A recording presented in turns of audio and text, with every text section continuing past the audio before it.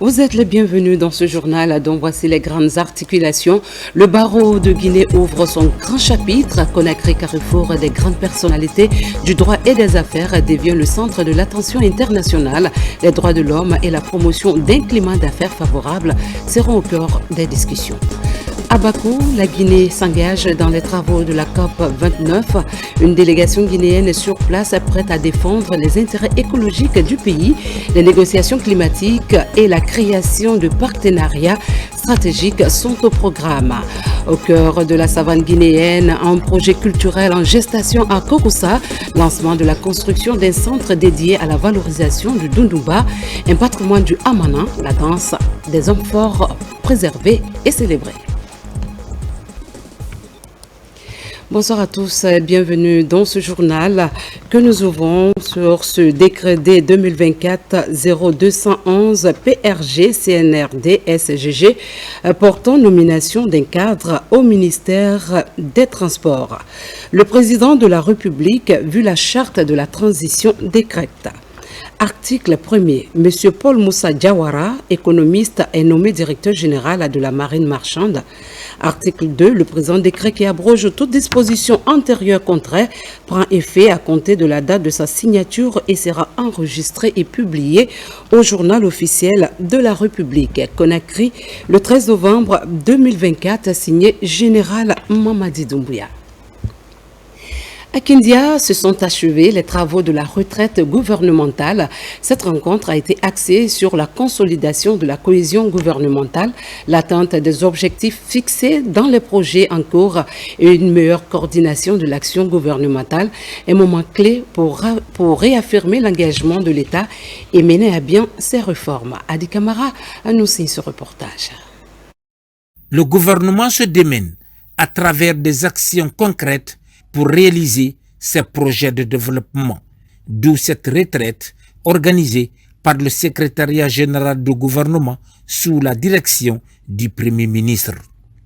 Ici au camp Samouréa, les 3 jours auront permis d'échanger sur des sujets pertinents orientés vers l'action, histoire de consolider leur stratégie pour insuffler un dynamisme nouveau au développement de la Guinée. Dans son discours, le Premier ministre insiste sur l'importance de renforcer la cohésion gouvernementale. Permettez-moi tout d'abord de remercier chaleureusement Son Excellence Monsieur le Président de la République, le gendarme Mamadi Doumbouya, pour sa vision et son soutien indéfectible à cette démarche de renforcement de la gouvernance. Nous avons réaffirmé notre alignement sur la vision stratégique du Président de la République qui, bien qu'absent, nous a inspirés à travers sa vision claire de transformation et de développement de notre pays. La refondation de l'État a été au cœur de nos discussions. Nous avons convenu que ce processus est complexe et ne se limite pas seulement aux réformes institutionnelles. Il implique également un changement profond des mentalités et des pratiques. C'est un véritable changement de paradigme que nous devons encourager à tous les niveaux, tant au sein de nos administrations qu'au niveau de la société de manière globale. Cette transformation doit s'opérer à tous les niveaux de notre administration et de notre société. Même si nous n'avons pas abordé ministère par ministère durant cette retraite certaines questions spécifiques, nous avons ensemble identifié les obstacles majeurs, les défis structurels et surtout les priorités pour atteindre les objectifs de la transition.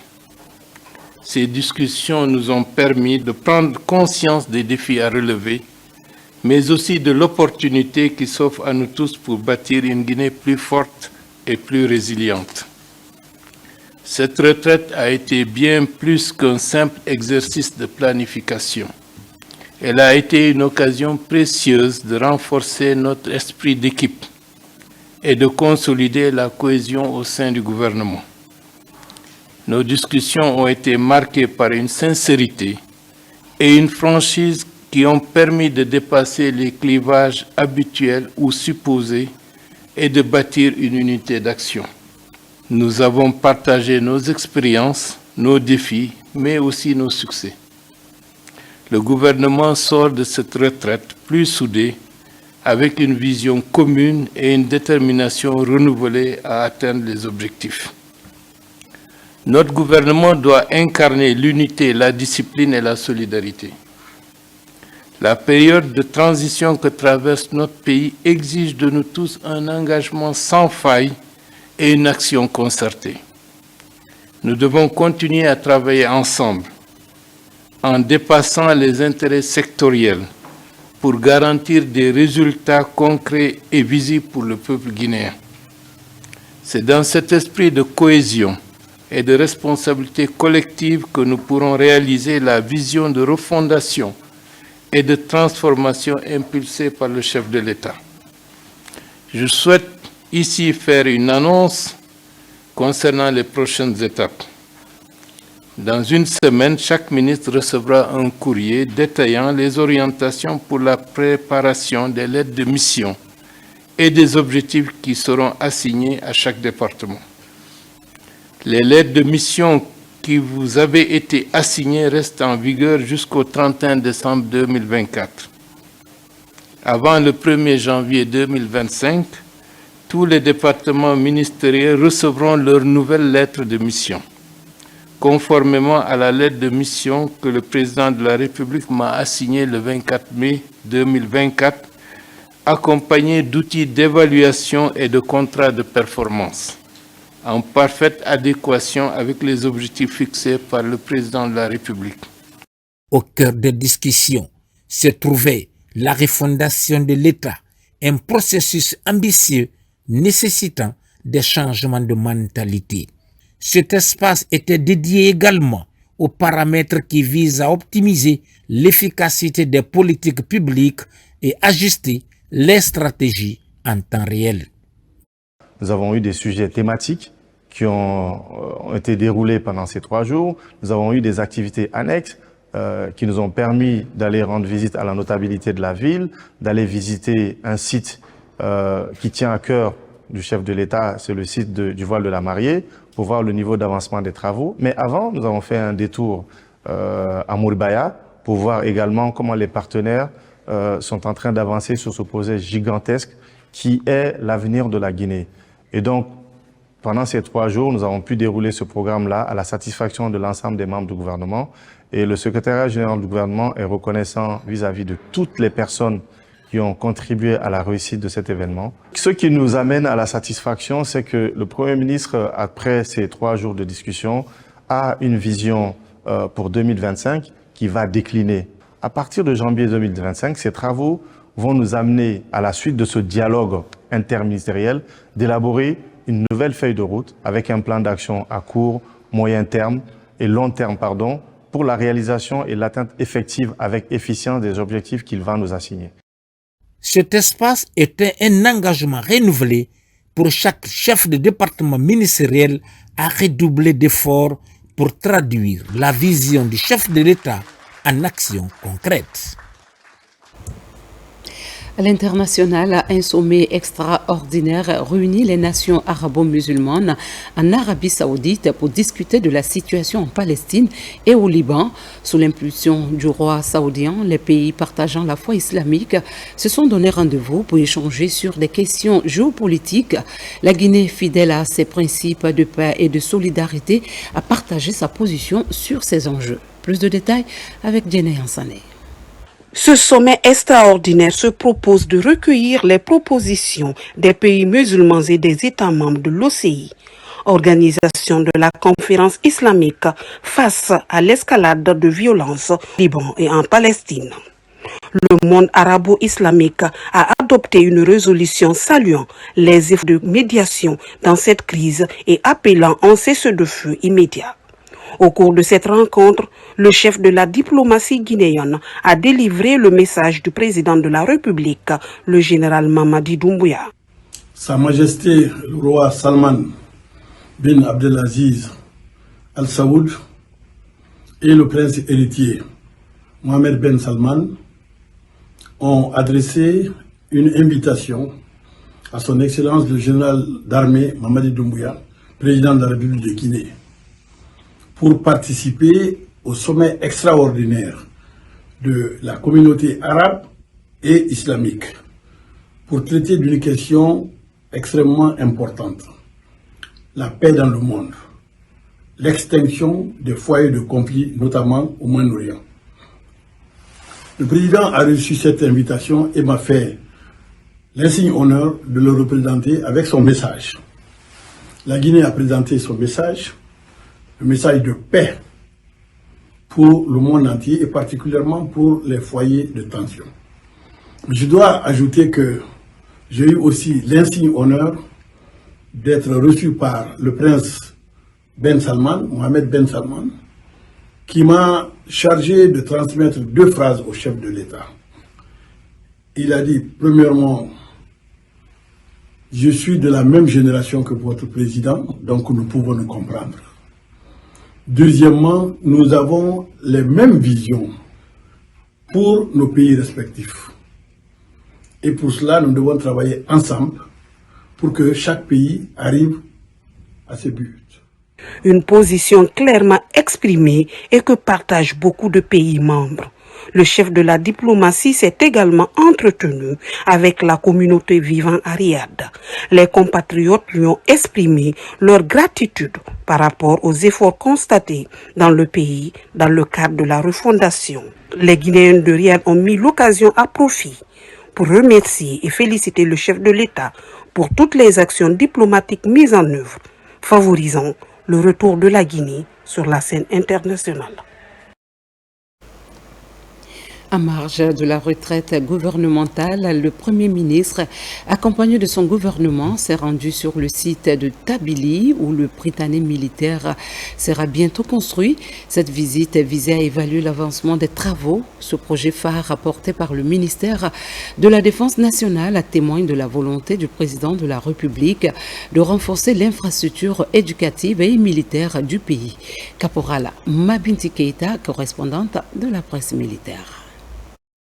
C'est sous cette pluie que les membres du gouvernement se sont rendus cet après-midi à Tabili sur le site devant abriter le Prytanée militaire de Guinée. Ce, en marge de la retraite gouvernementale à Kindia. Conduite par le Premier ministre, chef du gouvernement, cette visite de terrain avait pour objectif de s'enquérir du niveau d'avancement des travaux entamés par les autorités de la transition depuis un certain temps. Je constate que les travaux sont avancés. L'ampleur est gigantesque et je pense que tout ce qui est en train d'être fait a été conçu selon une stratégie élaborée à l'avance. Il n'y a pas d'improvisation. Ici, c'est un site stratégique par excellence. En plus d'être une école, d'être un centre de formation, c'est aussi un lieu stratégique pour l'autorité, que ce soit aujourd'hui, demain ou après-demain. Je suis très satisfait des avancées et je sais qu'il y a une rigueur et une diligence que les militaires sont en train de faire. Il faut que les civils apprennent des militaires cette discipline, cette rigueur, ce sens de responsabilité.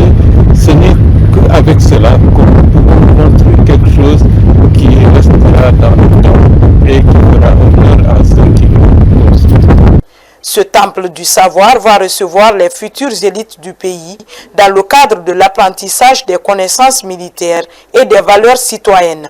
Les entreprises évoluant sur le site s'activent pour la finalisation des travaux.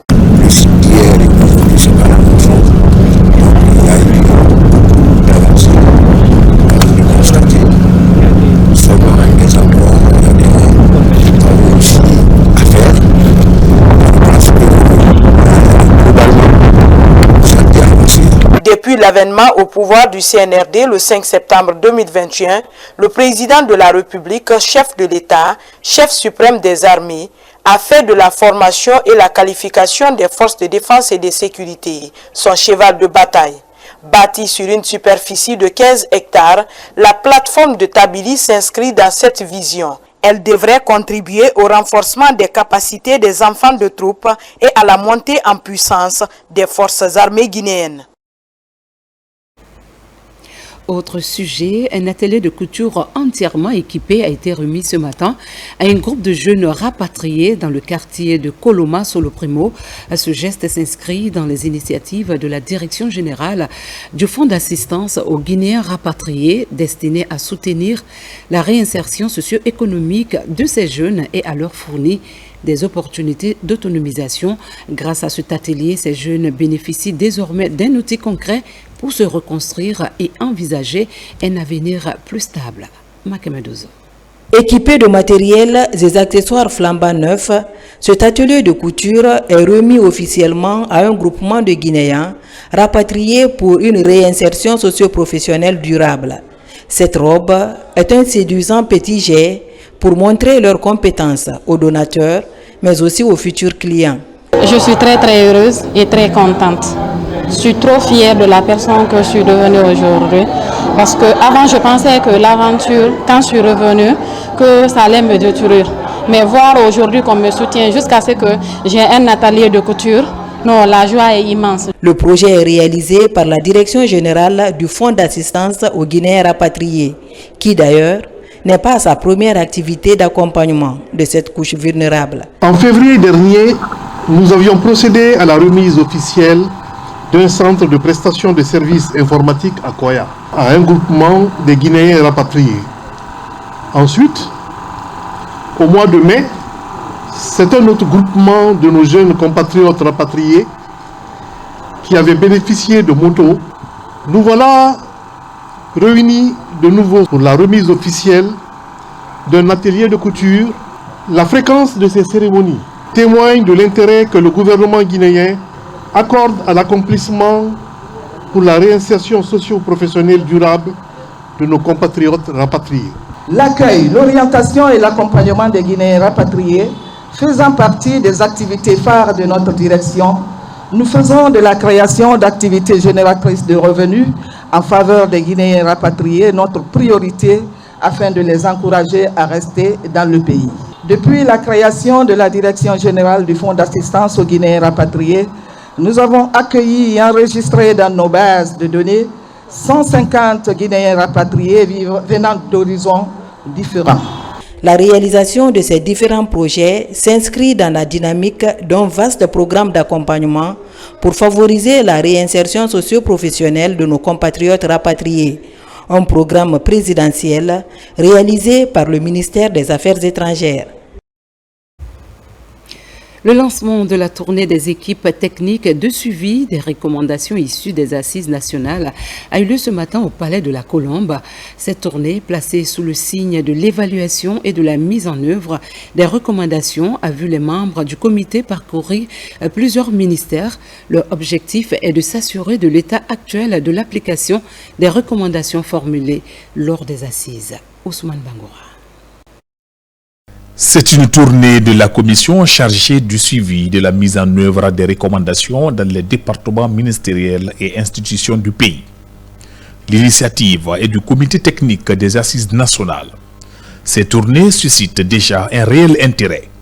La pertinence des sujets abordés lors des séances d'échange constitue un atout majeur. On souviendra que les populations ont été écoutées en 2022. Ils se sont exprimés sur ce dont ils ont été victimes ou témoins dans le cadre du processus de réconciliation nationale engagé par le président de la République. Alors aujourd'hui, des recommandations ont été formulées et des instances en charge du suivi ont été mises en place et placées sous l'autorité du Premier ministre chef de gouvernement. Il est donc du devoir des autorités publiques de veiller à ce que les populations exprimées à la base soient matérialisées par des actes. Alors c'est dans ce cadre que cette tournée a été initiée pour évaluer ce qui a été fait dans le cadre des recommandations des assises nationales. De la primature au ministère des Affaires étrangères, en passant par la justice et des droits de l'homme, partout, les cadres se disent outillés à relever les facteurs bloquants en vue de faciliter le vivre ensemble dans le pays. Il s'agit de la vie des personnes et le but final, c'est la réconciliation, c'est l'apaisement. Vraiment, c'est la quiétude sociale et pour cela, il faut vraiment que chacun y mette du sien, qu'on se pardonne. Nous avons recueilli le maximum d'informations que les membres de la commission recherchent auprès du ministère des Affaires étrangères. La deuxième recommandation, c'était de renforcer les ressources infrastructures et humaines et financières pour faciliter l'accès des populations aux services sociaux de base à Conakry et à l'intérieur du pays. Donc on a lu les activités qui ont été exécutées par rapport à ça. Le directeur de cabinet adjoint de la primature, au nom du Premier ministre, chef du gouvernement, invite les membres du dit comité à toujours inscrire la question de réconciliation nationale au centre de leurs actions. Nous avons reçu le comité et nous avons fait la revue élément par élément de ces 13 recommandations et l'évaluation en est sortie qu'il y a eu des recommandations qui ont été effectivement mises en œuvre par la primature. Certaines sont en cours de réalisation et d'autres restent encore à réaliser, mais qui sont conditionnées à un certain nombre de préalables.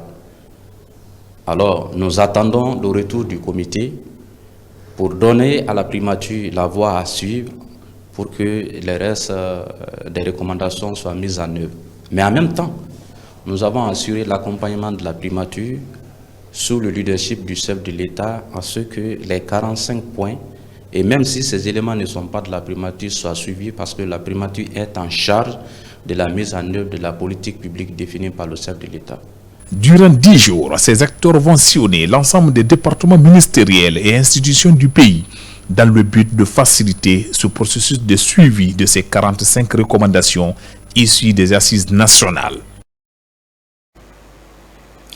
À Kindia, la Haute Autorité de la Communication a lancé les travaux d'élaboration du plan opérationnel 2025 de l'institution. Cette initiative va définir en collaboration avec les commissaires les principaux chantiers à venir pour l'année prochaine. Elle s'inscrit dans une dynamique de réforme et de redynamisation de la réglementation du paysage médiatique guinéen afin de promouvoir une presse responsable, respectueuse des principes d'éthique et de déontologie. Amadou Touré nous fait le point.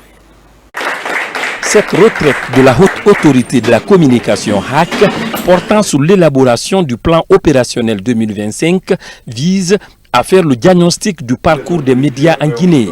Pendant 3 jours, les commissaires présents à cette rencontre vont méditer sur l'avenir de la presse, mais également les dispositions à prendre pour des médias responsables et respectueux des principes d'éthique et de déontologie. Pour parler de l'avenir, il faut s'adosser au passé. Donc le premier exercice auquel nous allons nous livrer consistera à faire un examen minutieux du parcours des médias pendant ces dernières années. Évoquer naturellement les succès, mais également les échecs, pointer les insuffisances et aussi mentionner les promesses, les perspectives. Dès la prise de responsabilité du CNRD le 5 septembre 2021, a inscrit l'épanouissement d'une presse libre et responsable dans ses priorités. C'est pourquoi il maintient en bonne place la subvention annuelle de l'État à la presse indépendante, a doté les associations d'une très belle maison de la presse à Conakry et permis l'installation de plusieurs autres dans les capitales régionales. À cela s'ajoute la nomination de maints hommes et femmes de médias à des postes importants de l'administration guinéenne et dans les ambassades de Guinée à l'étranger. Selon le président de la Haute Autorité de la Communication HAC, le choix de Kindia découle du constat de paix et de responsabilité dont font preuve les médias de cette ville cosmopolite. Si nous avons choisi Kindia, ce n'est pas par simple hasard. C'est une ville paisible, une ville, j'ajoute, où les communautés montrent un exemple en matière de cohabitation. Depuis 4 ans que nous sommes en fonction, nous n'avons jamais reçu une plainte ni d'une autorité, ni d'un citoyen de Kindia contre un média ou contre un journaliste. Cet exemple de responsabilité de la presse de Kindia veut être capitalisé par la HAC, surtout dans les perspectives des échéances électorales à travers des conclusions qui résulteront de ces travaux. Ce matin, le barreau de Guinée a lancé les activités de sa rentrée solennelle, marquée par une formation qui a réuni avocats guinéens et étrangers. Plus d'une dizaine de délégations internationales sont arrivées à Conakry, transformant la capitale en un carrefour de personnalités du droit et du monde des affaires. Les échanges porteront sur les droits de l'homme et la promotion d'un climat des affaires favorable. Tchardo Younoussaba, reportage. Le barreau de Guinée est des segments incontournables de l'appareil judiciaire, compte tenu de son importance dans l'édification de l'état des droits. La corporation organise sa rentrée solennelle à l'image des magistrats. Ce moment est dédié à la présentation du métier d'avocat et de son rôle dans le jeu démocratique. À cette occasion, une série d'activités est initiée. Elle commence par cette formation. De nombreuses thématiques sont développées par des avocats et universitaires de renom, des avocats guinéens et étrangers venus des pays de tradition francophone. Au regard de la qualité des participants et de l'engagement de tous, je suis persuadé que les enseignements pertinents qui sortiront de cette session nous permettront à chacun de nous de jouer sa partition pour le rayonnement des droits dans notre pays. Près d'une vingtaine de pays a déjà répondu à l'invitation du barreau de Guinée. Il s'agit d'un espace d'échange scientifique et de partage d'expériences entre les avocats, les ordres professionnels, les magistrats, le milieu des affaires et les universitaires.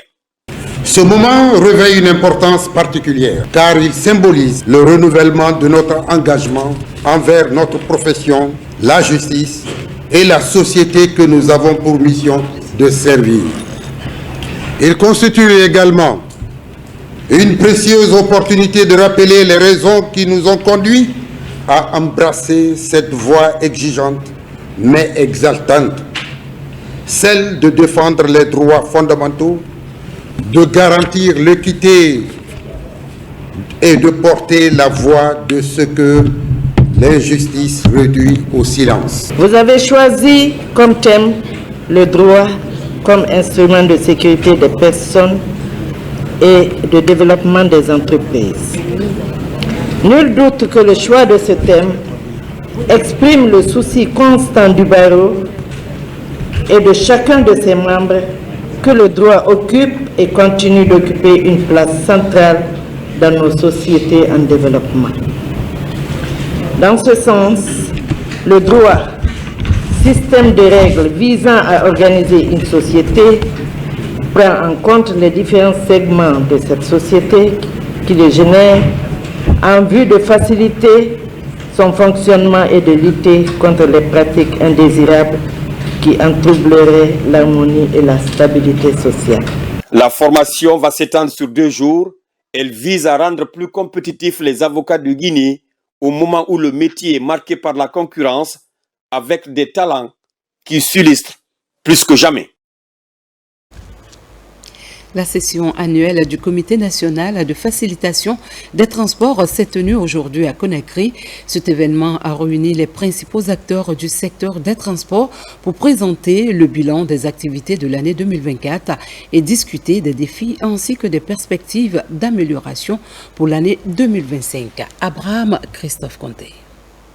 C'est un film institutionnel qui ouvre la session annuelle du Comité national de facilitation des transports et transits routiers inter-États, un événement organisé sous la tutelle du ministère des Transports à travers le Conseil guinéen des Chargeurs.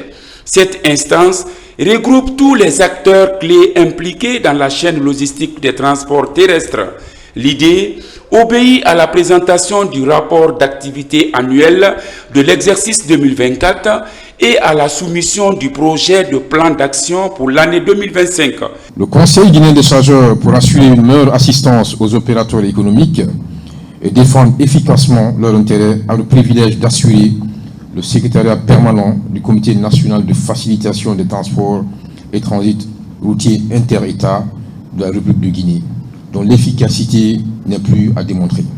Il y a lieu de rappeler ici que les comités nationaux de facilitation des transports et transits routiers inter-États sont la cheville ouvrière des conseils des chargeurs. De nombreuses activités ont été réalisées par le Comité national de facilitation des transports de transit routier inter-État en synergie avec le Conseil guinéen des chargeurs. Au compte de cette session, le comité a mis en avant la nécessité de renforcer la coopération entre les secteurs publics et privés pour faciliter le commerce aux utilisateurs. Parmi les temps forts également de cette session, l'annonce de nouvelles mesures pour faciliter le transport transfrontalier et un plan afin de moderniser le réseau routier inter-État. À date, toutes les activités réalisées par le comité, y compris la présente session, ont été entièrement financées par la Direction générale du Conseil guinéen des chargeurs. Je saisis cette heureuse occasion pour saluer les efforts de la Direction générale du Conseil guinéen de chargeurs qui assure le secrétariat permanent de ce forum consultatif. Cette rencontre devrait permettre également de valider le rapport annuel d'activité du comité, définir et approuver les grandes lignes des activités en prévision pour l'exercice 2025. Cela, comme le souhaite si bien le ministère des Transports. Doter notre pays de bonnes routes permettant de faciliter le transport routier est une chose. Les protéger en est une autre. Si l'État déploie des moyens importants pour l'amélioration des infrastructures routières, il nous appartient en tant qu'usagers de la route de les préserver. Depuis son installation le 13 décembre 2019, le Conseil guinéen des chargeurs a mené plusieurs actions à travers le secrétariat permanent du Comité national de facilitation par le déploiement des missions d'information et de sensibilisation des agents publics en charge du contrôle routier et des usagers sur nos axes routiers interurbains et inter-États pour lutter contre les pratiques anormales et fluidifier le trafic sur les corridors routiers inter-États définis par la CEDEAO. Créé le 15 février 2019, le Comité national de facilitation des transports et transit routier inter-État veille à l'application des dispositions des conventions sous-régionales en matière de transport et transit routier inter-État. Mieux, la mise en œuvre du règlement 14 et l'acte de la CEDEAO relatif à la charge à l'essieu afin de préserver les infrastructures routières. Et puis la 22e session du concours d'agrégation du CAMES s'est achevée à Conakry. Parmi les 371 candidats inscrits, 326 ont été déclarés admis. La République de Guinée se distingue en comptant désormais 19 nouveaux maîtres de conférences sur 22 inscrits. Un véritable exploit qui témoigne de l'engagement du ministère de l'Enseignement supérieur, de la recherche scientifique et de l'innovation dans sa quête d'excellence académique. Mounir Bari. Ces spécialistes en médecine humaine, pharmacie, odontostomatologie, médecine vétérinaire et production animale venus de 13 pays membres de l'organisation, dont la Guinée, pays hôte, portent désormais la casquette de nouveaux maîtres de conférences. 326 candidats, dont 19 Guinéens, sont déclarés admis. Les conclusions des travaux contribueront à coup sûr à améliorer la qualité des enseignements dans nos institutions d'enseignement supérieur et les soins dans nos structures sanitaires. J'exprime mes sincères félicitations à tous les admis pour leur consécration et les exhorte à mettre leurs connaissances et expertise au service du continent africain. Que les non-admis s'estiment vainqueurs, car ils ont le mérite d'emprunter le chemin le plus glorieux, menant à l'excellence. Chers éminents membres du jury, en permettant aux candidats que vous avez estimés méritants d'accéder au grade de maître de conférence agrégé du CAMES, vous venez ainsi d'accomplir votre mission, celle qui vous a été confiée par le Conseil des ministres de notre institution commune. Je tiens à vous remercier d'avoir sacrifié de votre temps et de votre énergie pour conduire ces évaluations et permettre à notre continent de disposer de ressources humaines de qualité. L'objectif de cette consécration scientifique et académique doter les institutions d'enseignement supérieur des pays membres de l'institution CAMES d'enseignants-chercheurs de rang magistral. L'ambition est de contribuer au développement socio-économique de l'Afrique par la science et l'innovation technologique. Aux lauréates et lauréats de ce concours d'agrégation, permettez-moi de vous adresser les vives et chaleureuses félicitations de l'ensemble des membres du jury, mais également des autorités à tous les niveaux. Vous venez d'obtenir le titre ô combien prestigieux de maître de conférence agrégé des universités. Vous devez donc en être fiers. Ce grade obtenu ne devrait pas vous faire dormir sur vos lauriers, par contre, vous exalter à donner le meilleur de vous-même afin de qualifier davantage notre système éducatif en général et l'enseignement supérieur en particulier. C'est une impression de travail bien accompli, parce que nous avions promis lors de la session d'ouverture, lorsqu'on a reçu l'étendard national, de faire de notre mieux, de travailler au maximum pour avoir un maximum d'admis au concours d'agrégation. Ces nouveaux maîtres de conférences agrégés devront se mettre au service de la communauté universitaire et académique pour poser les jalons de la recherche scientifique. La 3e édition de la Semaine nationale du mérite scolaire s'est achevée.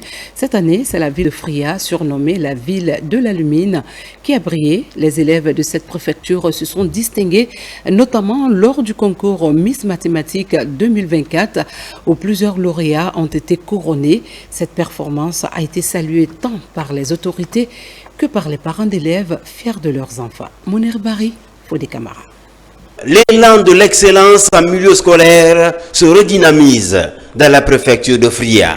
À l'issue de la 3e édition de la Semaine nationale du mérite scolaire, Fria s'est distingué de façon remarquable au compte du concours Miss Mathématiques 2024. De retour à la maison, ces petites reines des maths sont célébrées en apothéose. Je suis très contente parce que ce n'est pas arrivé comme ça à la WhatsApp. C'était le résultat d'un travail. C'était pas facile, surtout au niveau national.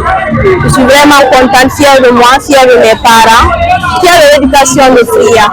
Les Miss Mathématiques, c'est une fierté pour la Guinée, c'est une fierté pour Fria, la famille et l'école qui les ont formés.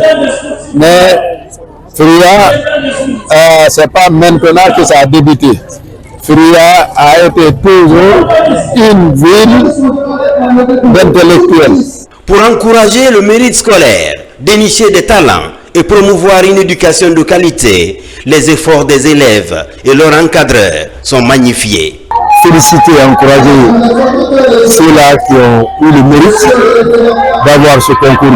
Deuxièmement, remercier et féliciter aussi les encadreurs qui ont tout laissé pour permettre vraiment à nos filles d'être vraiment compétitives et de représenter fièrement notre préfecture de Fria. Nous sommes à Fria ce matin pour célébrer ceux qui se sont démarqués. L'activité SNAMSCO est une activité phare du CNRD. À l'occasion de cette cérémonie de reconnaissance du mérite scolaire, les engagements sont pris de part et d'autre pour maintenir le cap de l'excellence.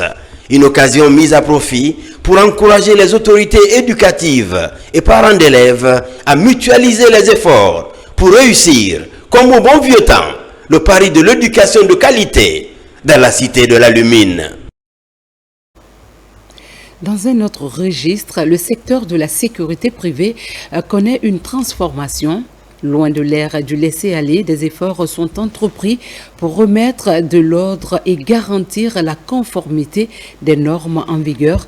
À ce jour, plus de 200 gérants d'entreprises de sécurité privée ont adhéré à cette nouvelle dynamique, se conformant aux lois et règlements imposés. Cette évolution est soutenue par des sessions de formation. Abdul Karim Kamara.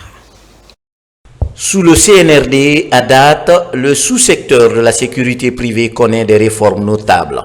Un travail de régulation depuis un an qui s'est beaucoup appuyé sur la formation.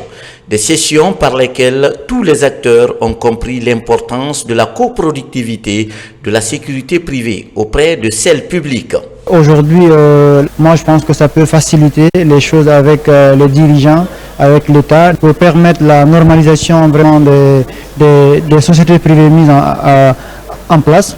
En plus aussi que les agents sur le terrain aussi soient rétablis vraiment dans leurs droits. Ça nous permet de pouvoir maintenir une certaine qualité de service, mais aussi surtout de mettre l'économie au service des humains.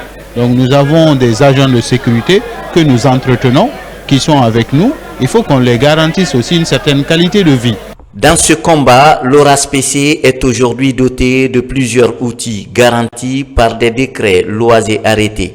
Des éléments dont la vulgarisation est couplée à plusieurs modules de formation, entre autres les principes volontaires sur la sécurité des droits de l'homme, le code de déontologie ou encore la gestion des ressources humaines. Les gens savent aujourd'hui qu'ils ne peuvent plus être acteurs de ces secteurs-là sans passer par une formation obligatoire. Cette année déjà, plus de 240 chefs d'entreprise de sécurité privée qui sont passés par ça. Déjà, face aux clients, ils savent comment parler, ils savent comment défendre leurs factures par rapport aux différentes cotisations fiscales, cotisations sociales, le traitement des agents. Cette 7e session est aussi mise à profit par l'ORASPC pour informer ses gérants de l'existence désormais des manuels de formation commune de base liés aux différents métiers de la sécurité privée en République de Guinée.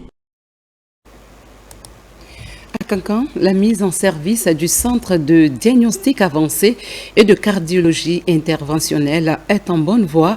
Construit par la Caisse nationale de sécurité sociale, ce centre de santé de pointe voit ses techniciens procéder aux essais de certains équipements tout en installant des appareils de dernière génération. Lors d'une récente visite dans la région, le ministre du Travail et de la fonction publique a visité le site. Mamadi Terna Kamisobo. Région la plus peuplée du pays, la Haute-Guinée avait besoin d'infrastructures sanitaires dignes de nom pour répondre aux soucis pressants de santé de sa population. Ainsi, la dimension sociale du programme de gouvernance du chef de l'État répond à cette préoccupation avec l'ouverture prochaine du centre de diagnostic avancé et de cardiologie interventionnelle de Kankan. La construction entièrement terminée, le ministère du Travail et de la fonction publique, à travers la Caisse nationale de sécurité sociale qui porte le projet, s'attelle désormais à son équipement. Le matériel de dernière génération en cours d'installation rassure les habitants de Nabaya. Je remercie le chef de l'État, le président de la République, le général Mamadi Doumbouya, le fait de penser à trouver un bijou comme ça là pour la région de Kankan, qui n'est pas encore, même dans la sous-région, il n'y en a pas. Donc nous, on peut seulement les remercier le gouvernement et le CNRD de tout ce qu'ils sont en train de faire pour la santé. Parce que tout ça, ça va améliorer les conditions de vie de la population et la santé de la population. Ce centre de Kankan est doté d'un bloc de cathétérisme cardiaque, d'une unité de soins intensifs, d'appareils d'imagerie médicale avancée, d'un laboratoire de biologie médicale permettant un diagnostic précis et une prise en charge rapide des patients. Cette réalisation, accompagnée de logement du personnel d'encadrement, découle de la volonté des autorités guinéennes de rapprocher les soins de qualité à la population. Nous avons ce premier centre qui a connu des travaux très avancés. Aujourd'hui, en termes d'infrastructure, vous avez derrière moi les grosses œuvres qui sont terminées, les travaux de finition également. Nous sommes sur l'étape de l'installation et des tests des équipements. Vous savez que c'est un centre multifonctionnel. Son opérationnalisation va améliorer significativement les conditions de santé des populations de Nabaya. Et ça va limiter désormais les évacuations sanitaires. Ça va même réduire aussi la mortalité dans cette région. Financé sur fonds propres de la CNSS grâce à un redressement opéré au sein de l'institution de couverture sociale par la direction générale, les centres de diagnostic et d'imagerie médicale en construction dans le pays incarnent la vision futuriste des autorités de la transition. À l'image de Kankan, Zérekori et Kindia bénéficient également du même type d'infrastructure sanitaire de pointe. La campagne de vaccination gratuite contre la rougeole se poursuit à travers le pays et cible 25 districts sanitaires sous la direction du programme élargi de vaccination. Cette opération vise les enfants de 9 mois à 5 ans. Dans chaque district, les agents vaccinateurs travaillent sans relâche, administrant les doses pour assurer la santé et la sécurité des plus jeunes. Tchernomarofba. La campagne de vaccination contre la rougeole lancée en fin de semaine par le chef du gouvernement a séguiri connaît un engouement. Dans les 25 districts sanitaires identifiés par le programme élargi de vaccination, les agents vaccinateurs sont dans les ménages. Les enfants de 9 mois à 5 ans sont les cibles de cette opération. Ici à Conakry, précisément dans la commune de Kaloum, au-delà des ménages, les écoles ont été parmi les choix de la direction communale de la santé pour toucher plus d'enfants. À date, Kaloum à 87%.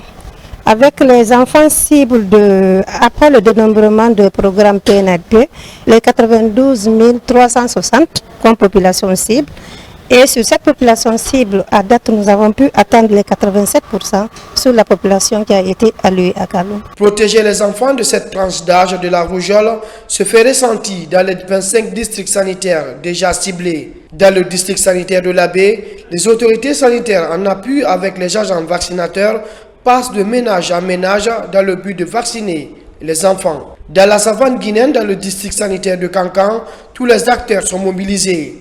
Comme partout, les agents munis de fiches vaccinent les enfants de 9 mois à 5 ans. Donc au jour d'aujourd'hui, nous avons pu quand même vacciner 130 253 enfants. Et c'est ce qui fait une couverture vaccinale de 80%. Depuis qu'on a commencé cette activité, nous n'avons pas compris, nous n'avons pas encore arbitré des cas de refus, des cas de réticence ou bien ce qu'on appelle les maquis. Nous ici à Estoka, c'est des cas mineurs.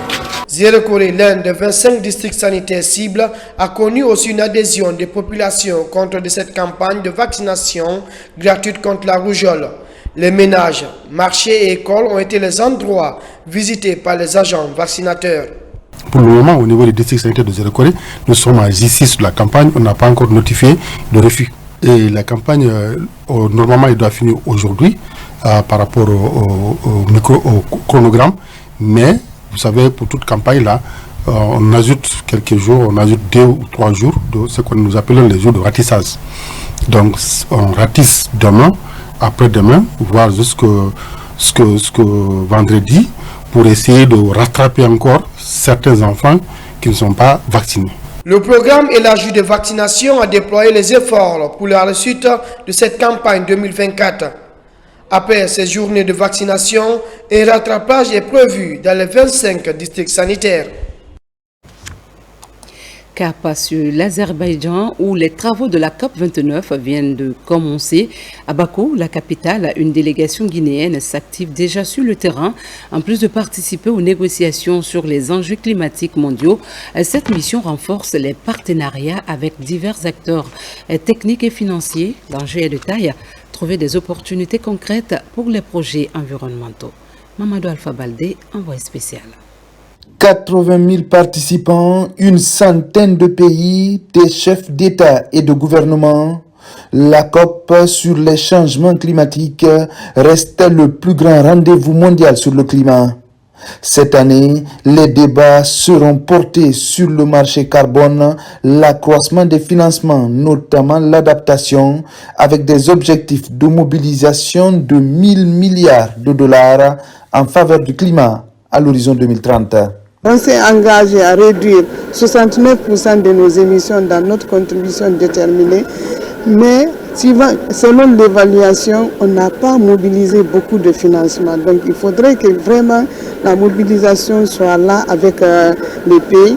Pour cette 29e édition, ici en Azerbaïdjan, une délégation guinéenne participe aux travaux pour défendre la position de la Guinée et de l'Afrique, mais aussi tenter d'attirer le maximum de partenaires pour des projets durables en Guinée. Les travaux de cette COP29 ont très bien démarré. Les parties sont dans un bon état d'esprit pour parvenir à un consensus sur les questions liées au changement climatique. Également, en marge de ces travaux de la COP29, certains pays africains se sont réunis pour échanger sur des questions d'intérêt commun. Il s'agit en l'occurrence donc de la Guinée, la Mauritanie, le Sénégal et le Mali, tous membres de l'OMDS. Il faut dire que nous sommes affectés de manière assez similaire par les effets du changement climatique. Nous avons également échangé autour d'une question de grande importance pour la Guinée, pour notre sous-région, et il s'agit de la restauration et la préservation du massif du Fouta Djallon. Sous le leadership du président de la République, le général Mamadi Doumbouya, la Guinée entend mobiliser les acteurs internationaux pour la préservation du massif du Fouta Djallon. À Bakou, les débats seront intenses sur l'avenir de la planète. Pendant que l'accord de Paris reste la référence pour un monde au taux de réchauffement estimé à 1,5 degré, l'absence au plus haut niveau des principaux émetteurs témoigne de l'éloignement des positions entre les différents pays émetteurs et victimes des conséquences du réchauffement de la planète. Puisqu'on en parle, les autorités du pays prennent des mesures concrètes sensibles à l'impact du changement climatique. Elles exhortent désormais les communes à intégrer cet enjeu dans leur plan de développement local. C'est dans cette optique que des superviseurs régionaux et préfectoraux ont été recrutés et formés dans les régions de Kankan et Farana. Ces agents, désormais prêts à passer à l'action, viennent de recevoir des motos pour se déplacer facilement sur le terrain et assurer un suivi de proximité. Reportage Fodé Bangali Fofana, notre correspondant permanent dans la région. Au gouvernorat de Kankan, des motos destinées aux agents superviseurs recrutés et formés par l'ONG GAP, entendez groupe d'appui à l'autopromotion paysanne et à la protection de l'environnement. Il s'agit de mettre en œuvre des activités au niveau des communes pour que ces communes prennent en compte l'aspect changement climatique dans leur plan de développement local. L'Agence nationale de financement des collectivités ANAFIC met ces 9 motos à la disposition de l'ONG GAP pour les superviseurs préfectoraux des régions de Farana et Kankan. Il y a 5 pour Kankan, 4 pour Farana, au total 7. Plus 2 superviseurs régionaux, un superviseur de Kankan et un superviseur de Farana. Ces superviseurs, après leur recrutement, ont bénéficié d'une formation sur les 9 outils qui constituent la prise en charge des aspects climat dans les PDL des collectivités. À travers notre intervention, que les collectivités intègrent les aspects du changement climatique dans leur PDL, parce qu'au vu des réalités du temps, nous constatons que beaucoup de choses changent au niveau du climat. Cette année, ici en Haute-Guinée, plusieurs communautés rurales ont connu cette triste réalité d'inondation suite aux fortes pluies qui se sont abattues dans la région. Ce qui prouve à suffisance que ce changement climatique est une réalité dans notre pays. Il faudrait qu'on prenne ça en compte, surtout au niveau de nos collectivités locales.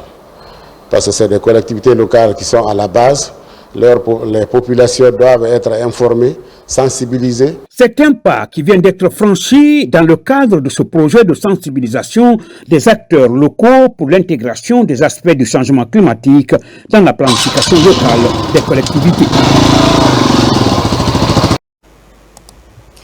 Direction vers Kawessi, dans la préfecture de Télémélé, où une étape vient d'être franchie avec la pose de la première pierre de 2 nouvelles infrastructures.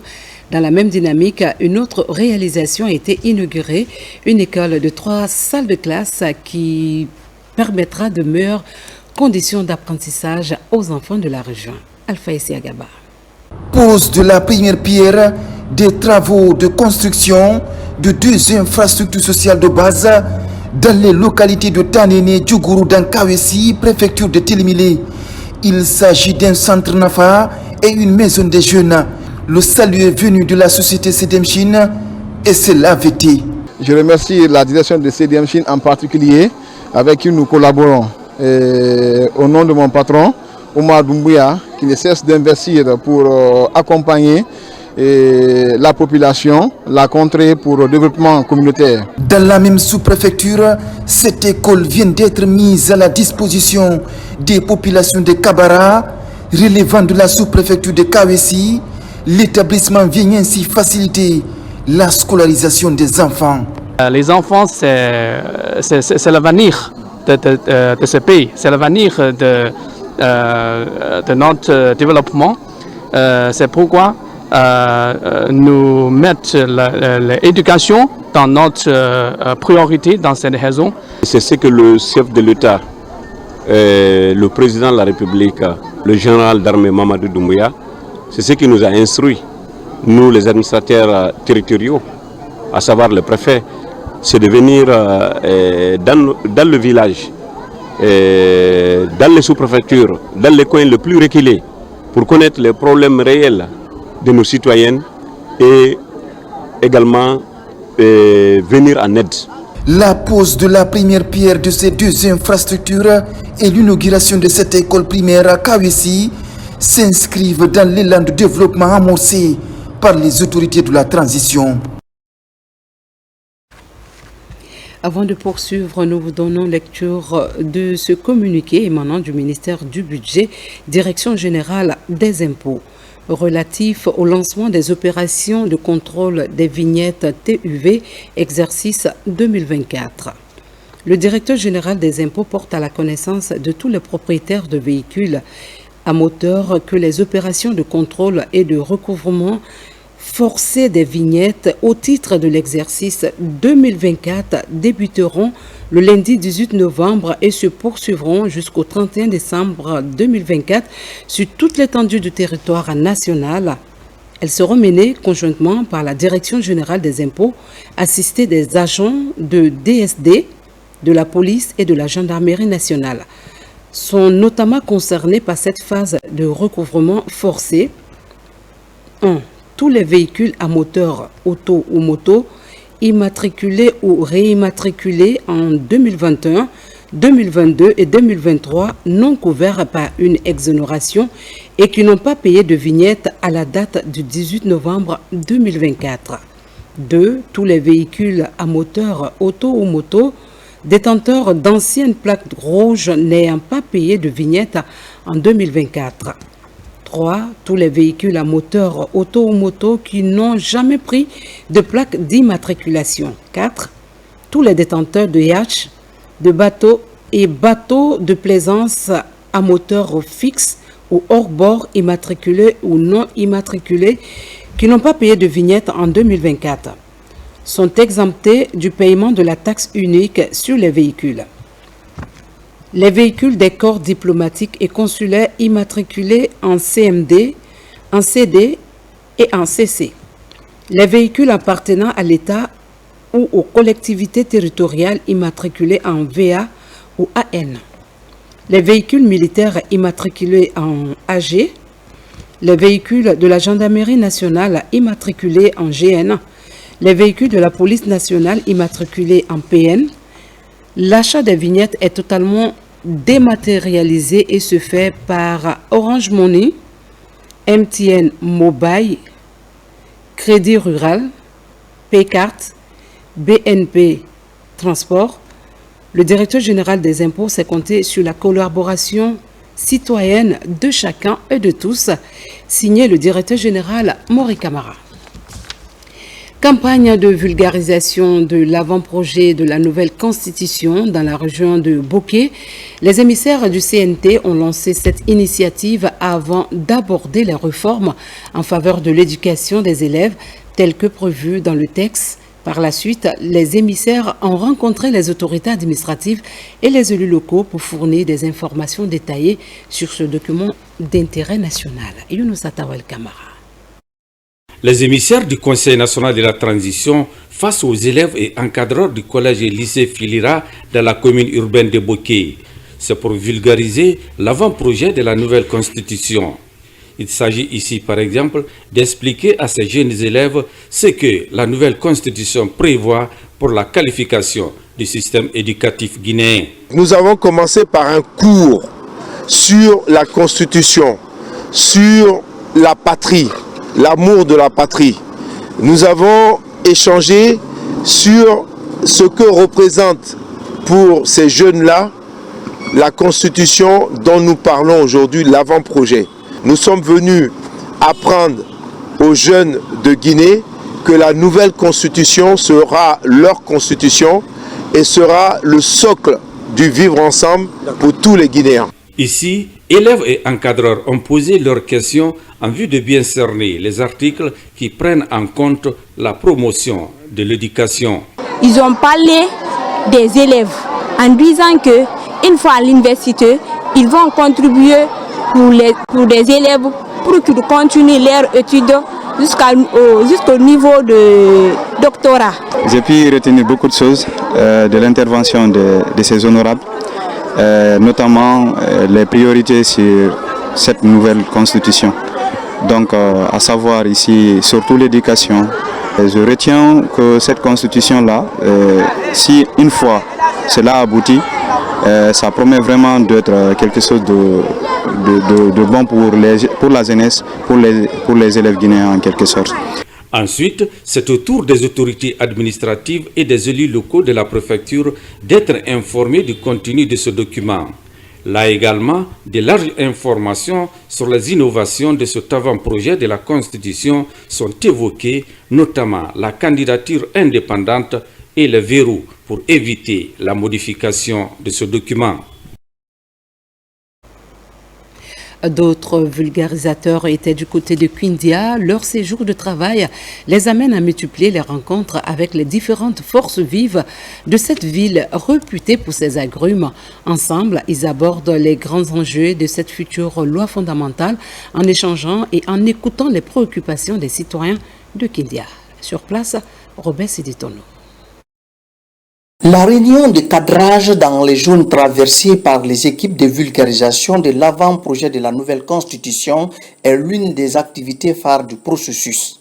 C'est dans ces cadres que les émissaires du CNT dans la région administrative de Kindia ont conféré avec les différentes couches socio-professionnelles de la localité. Là, la délégation est largement revenue sur la planification du processus de vulgarisation de l'avant-projet de nouvelle constitution avant de partager avec eux les grandes lignes et innovations apportées dans ce test qui va régir la vie de notre nation. Je pense que les cadres que nous avons reçus sont tous en phase avec l'avant-projet de la nouvelle constitution.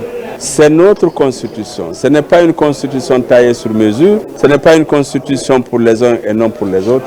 C'est une constitution pour tous les Guinéens. Sincèrement, les hautes autorités du pays, sous le leadership du général Mamadi Doumbouya, il faut saluer ici la manifestation de sa volonté politique et même dire son engagement citoyen pour mettre la Guinée parmi les pays les plus démocratiques au monde. À la suite de cette rencontre, les cadres de la préfecture ont été aussi entretenus en vue de les édifier sur les enjeux de cette loi fondamentale en gestation. Ils nous ont répété leurs inquiétudes, leurs préoccupations et ils nous ont demandé d'aller au-delà de ce que nous avons écrit en formulant quelques propositions. Et puisque ce n'est pas cette équipe qui va examiner ces préoccupations, nous allons les transmettre là où cela doit être débattu et là où cela doit prendre une forme législative. Nous comptons très prochainement communiquer en ce sens auprès des collègues, des voisins, pourquoi pas auprès des enfants pour cette nouvelle constitution qu'on veut bien sûr mettre à notre disposition. La journée a été aussi marquée par cette rencontre avec les acteurs socio-professionnels, les personnes vivant avec un handicap, les représentants des partis politiques ainsi que les religieux et la société civile du Kenya. Il y a eu l'engouement aujourd'hui sur la thématique. J'espère que à partir d'aujourd'hui, tous qui sont venus ici ont compris l'avant-projet de la Constitution.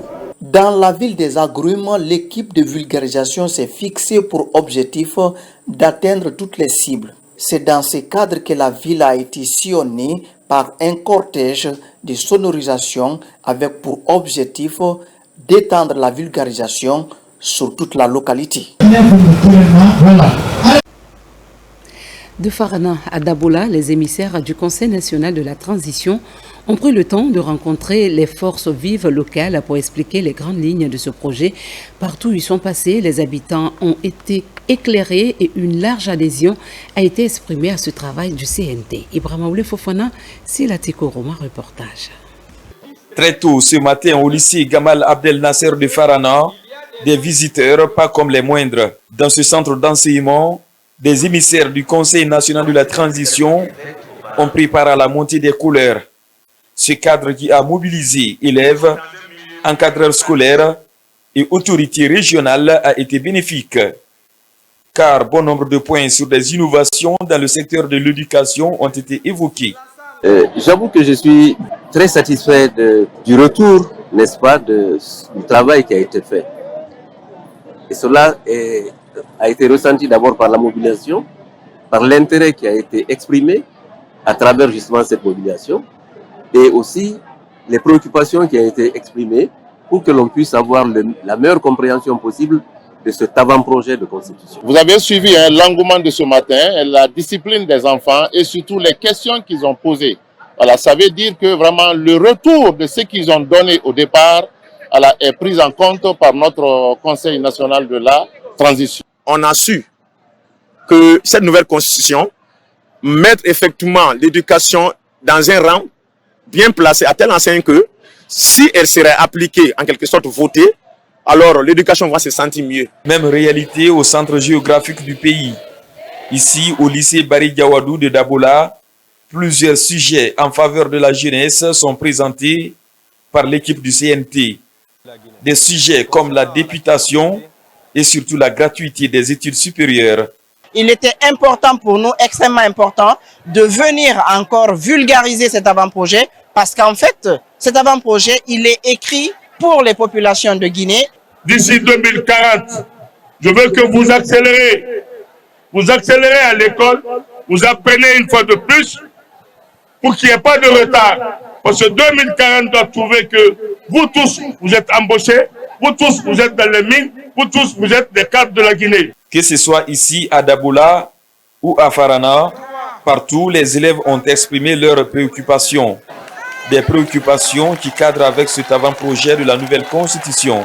Ils ont expliqué en général le contenu de cette constitution pour dire à tous les élèves, d'informer tout un chacun l'importance de cette constitution, pour nous montrer les points clés et ce que nous avons à dire. Alors mes chers frères et sœurs, si cette constitution est venue ici à l'école à notre faveur, alors j'aimerais vraiment que nous les générions à notre tour aussi. Et aussi à tous les jeunes filles ici présents, quand cette constitution est à votre faveur. Après cette rencontre avec les élèves, les émissaires ont multiplié des réunions de cadrage avec les autorités et les parties prenantes. Le même exercice en région forestière, le caractère inclusif était en débat entre les composantes sociales. La rencontre a été présidée par les autorités de la région. Lancé Kamesoko. Face aux différents acteurs sociaux de la commune urbaine de Zérékoré, les émissaires du Conseil national de la transition font leur grand oral sur les innovations de l'avant-projet de la nouvelle constitution. C'est pour bâtir la Guinée de demain avec la participation active de chaque catégorie sociale. Expliquer à la population en quoi cette constitution nous ressemble et nous rassemble. Et les innovations, on a eu le temps de les présenter, portant normalement sur les candidatures indépendantes, les bourses de master gratuites pour les étudiants, la proportionnelle uninominale désormais qui passe de 1 tiers à 2 tiers et beaucoup d'autres innovations. Nous attendons d'abord leur adhésion, mais ce qu'on a de plus envie, c'est leur contribution. On a dit qu'on a un avant-projet de constitution, donc pour nous, c'est leur participation qui nous intéresse plus. Chargés de maintenir la stabilité dans la région, les autorités administratives rappellent aux participants les enjeux de l'avant-projet de la nouvelle constitution dans la construction d'une Guinée unie et prospère.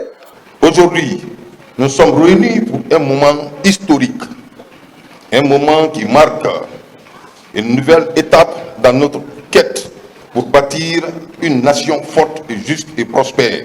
C'est une initiative essentielle pour le renforcement de notre démocratie, pour la consolidation de nos institutions et pour le développement de la Guinée. Le sujet qui nous regroupe ici, il est important et il est pertinent. Il s'agit de la vie de la nation, la vie du peuple de Guinée. Qui parle de constitution, parle des règles qui régissent le fonctionnement d'un État de droit. Les échanges sur les points innovants de l'avant-projet de la nouvelle constitution font espérer plus que jamais les participants. C'est très important le fait d'assurer les cadres, la population, les sages et toutes les couches sociales par ce travail qui a été fait aujourd'hui. Moi, je l'apprécie très bien.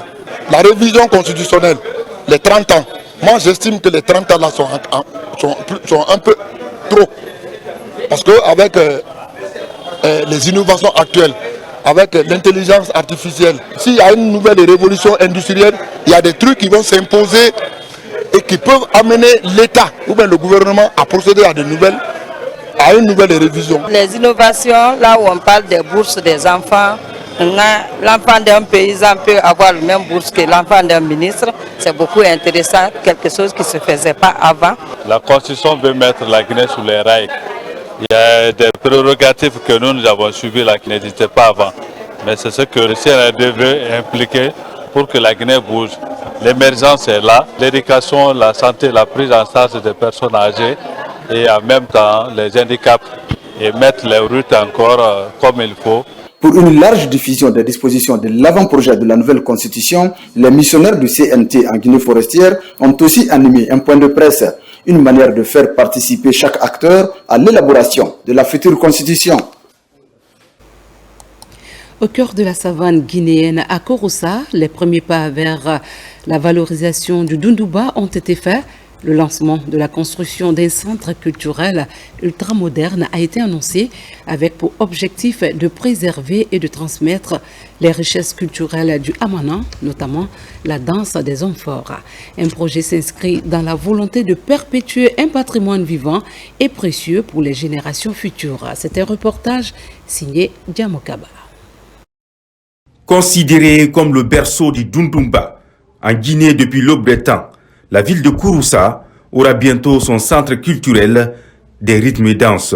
Ce temple culturel du Amana sera bâti sur une superficie d'un hectare, avec 3 grands ouvrages composés de blocs administratifs, d'espaces d'exposition, de salles de spectacle, avec vestiaires et gradins, une guérite des magasins et châteaux. L'édifice qui va sortir de terre sera le vecteur d'une véritable renaissance culturelle.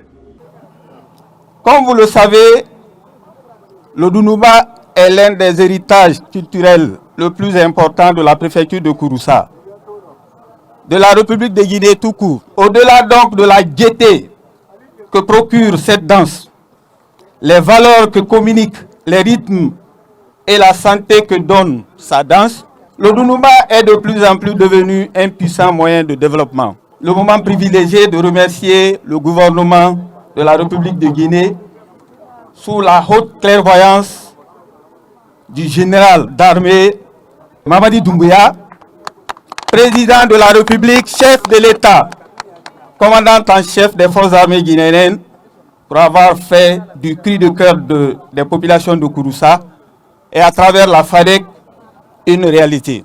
Le délai d'exécution de ce vaste chantier est de 12 mois.